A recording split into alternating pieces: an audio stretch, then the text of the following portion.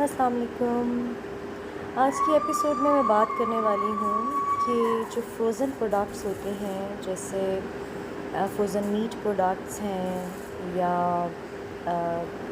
Nuggets हैं या French fries हैं या फ्रोज़न वेजिटेबल्स हैं, तो क्या ये हम अपने डेली यूज़ में लेके आ सकते हैं? और अगर इनको डेली यूज़ किया जा सकता है एडल्ट्स के लिए, तो क्या हम अपने बच्चों को और डिफरेंटली एबल्ड बच्चों को भी ये दे सकते हैं? यस ऑफ़ कोर्स, हम उनको भी ये दे सकते हैं, मगर जो एक चीज़ समझने की है ना, वो ये है कि किसी भी चीज़ की एक्सेस बॉडी में वो ठीक नहीं होती है। अब जैसे सॉल्ट है, सॉल्ट की एक्सेस बॉडी में बहुत ज़्यादा एक्सेस हो जाए तो वो भी ठीक नहीं होता। अगर सॉल्ट की कमी हो जाए तो वो भी ठीक नहीं होता।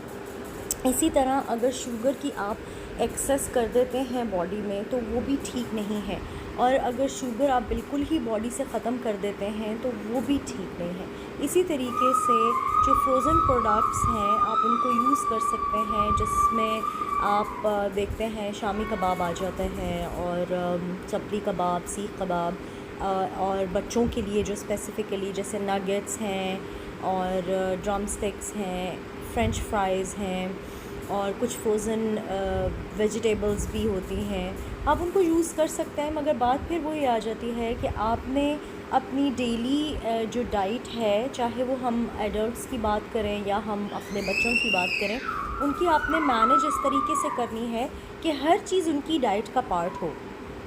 चाहे वो कार्बोहाइड्रेट्स हैं, चाहे वो प्रोटीन है।